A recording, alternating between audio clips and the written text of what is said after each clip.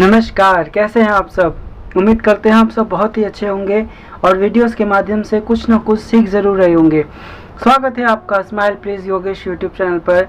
आज की वीडियो में हम 12वीं कक्षा का विषय अर्थशास्त्र के बारे में सीखेंगे और हमारा आज का टॉपिक रहेगा मांग का नियम।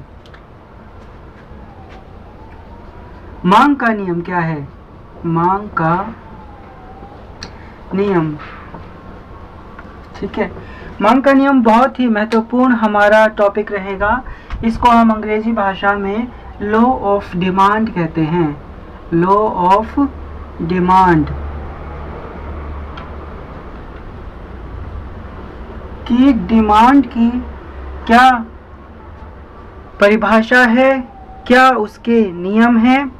तो देखिए, अन्य बातें समान रहने पर, ठीक है, जब किसी वस्तु की कीमत में परिवर्तन हो और केवल वस्तु की कीमत में परिवर्तन हो, अन्य बातें समान रहें, यानी अन्य जो निर्धारक तत्व हैं मांग को निर्धारित करने वाले, वे समान रहें, उस परिस्थिति के अंदर किसी वस्तु की स्वयं की कीमत यदि बढ़ जाती है और उसकी स्वयं की मांग कम हो जाती है, और दूसरी कंडीशन में यदि वस्तु की कीमतें कम हो जाती हैं और मांग बढ़ जाती है, तो यही मांग का नियम कहलाता है।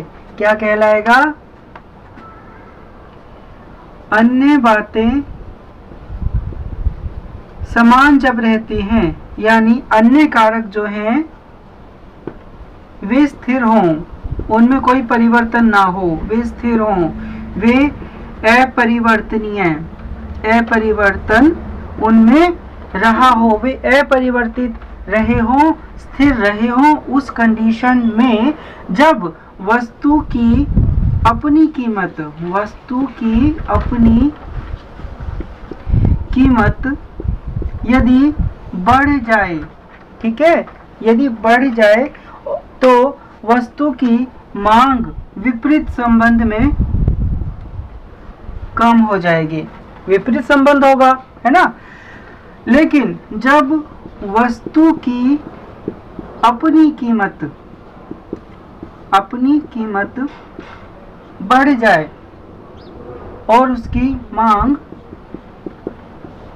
घट जाए, यही मांग का नियम है।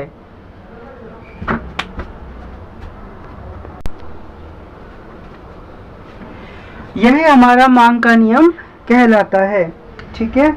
इसको मार्शल अपने एक परिभाषा के रूप में परिभाषित करते हैं और मार्शल कहते हैं, डॉक्टर मार्शल, वे कहते हैं कि जब वस्तु की अपनी कीमत घट जाए, कीमत अपनी उसकी घट जाए,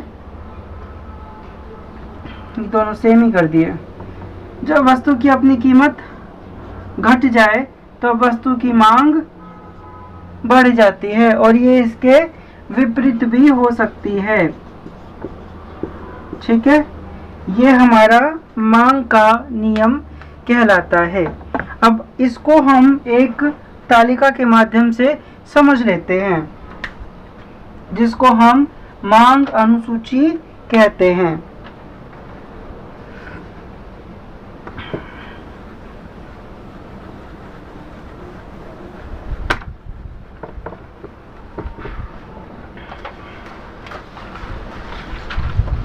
मांग अनुसूची, ठीक है। Demand schedule, demand schedule, demand schedule,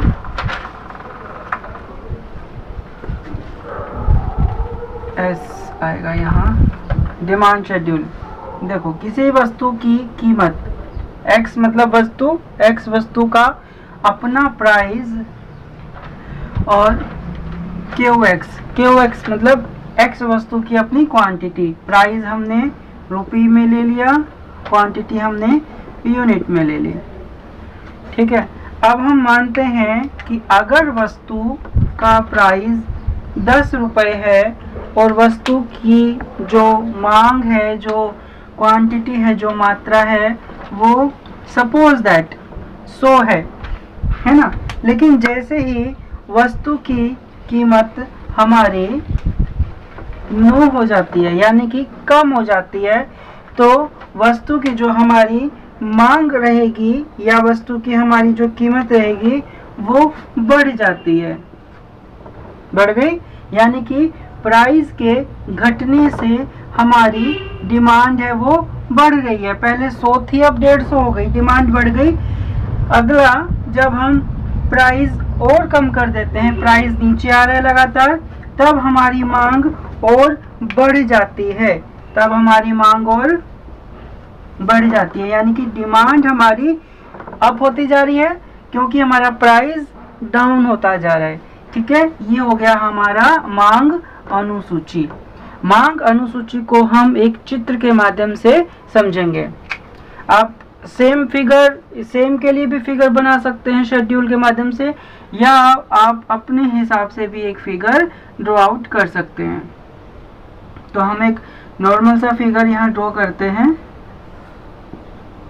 ये हमारा x एक्सिस एंड ये हमारा y एक्सिस। ठीक है, यहाँ पर हम वस्तु की कीमत लेंगे, वस्तु का प्राइस PRICE, प्राइस हमारा रुपीस में है। यहाँ पे हम वस्तु की मांग लेंगे यानी कि क्वांटिटी, ये हमारी यूनिट में है, इकाई में है। ठीक है, अब देखिए, जब वस्तु की कीमत ये है, मान लेते हैं वस्तु की कीमत ये है ना, इसको हम क्या कह देते हैं, इसका नाम रख लेते हैं P। और यहाँ तक, ठीक है, जब वस्तु की कीमत ये है, तब कोई व्यक्ति, कोई उपभोक्ता वस्तु की ये L, इसका नाम L रख देते हैं। ठीक है, L डिमांड कर रहा है। अब जैसे ही देखो वस्तु का प्राइस गिरता हुआ आ रहा है, यहाँ पर कम हो रहा है, तो हम कहते हैं जैसे ही हमारी वस्तु का प्राइस P से कम हो गया, यानी कि नीचे गिर गया, हम ये मान लेते हैं। ठीक है, P1 हो गया, P से P1 हो गया, है ना। अब देखो, जब हमारा प्राइस गिरा है तब हमारी डिमांड उठी है, यानी कि जो ये मांग है अब इससे ज़्यादा आएगी, तो ये लाइन बाहर तक आ जाएगी हमारी। इसको शुरू से बना देते हैं। ठीक है, आपने स्केल की सहायता से बनाना है, बिल्कुल सीधी रेखा खींचनी है। ये हो गया L1, ये हमारा L था, ये L1 हो गया। अब देखिए, ये जो दो बिंदु हमें प्राप्त हुए, एक बिंदु ये और एक बिंदु ये, इन दोनों बिंदुओं को स्केल की सहायता से हमें मिला देना है। आइए हम इसको मिला लेते हैं, ये मिल गए हमारे बिंदु। तो ये हमारा जो रेखा बनी, इसका नाम हमने डी रख दिया, जो कि हमारा मांग का नियम कहलाएगा। ये है हमारा मांग का नियम। ठीक है, लॉ ऑफ डिमांड। ये आपका चित्र रहा। पूरे चित्र को बनाने के बाद आपने अच्छे से इसे डायलॉग बॉक्स में कवर कर देना है, ताकि आपको एक्स्ट्रा वेटेज मिल सके एग्जाम के अंदर। ठीक है, ये हमने इसको एक बॉक्स के अंदर बड़े सुंदर तरीके से कवर कर देना है। ठीक है, ऊपर से भी आपने कवर कर देना है। मैं अभी ऐसे कट करते हुए कवर कर रहा हूँ, इसको आपने अच्छे से कवर करना है। हमने मांग का नियम आज समझ लिया। पहले हम इसको पूरा करते हैं, फिर हम आगे चलेंगे। ठीक है, और आई होप आपको वीडियो के माध्यम से ये सब समझ में आ रहा होगा। और यदि वीडियो अच्छी लगे तो फटाफट से वीडियो को लाइक कर लीजिए और शेयर कर दीजिए। कोई आपकी क्यूरी हो तो कमेंट बॉक्स ओपन है आपके लिए हमेशा ही, आप उसमें अपनी क्यूरी डाल दीजिए। और चैनल पर यदि पहली बार आए हैं तो जल्दी से चैनल को सब्सक्राइब कर लीजिए। और अब हम मिलेंगे किसी अगली नई वीडियो में किसी नए और इंटरेस्टिंग टॉपिक के साथ। तब तक अपना ख्याल रखिए। Take care. नमस्कार।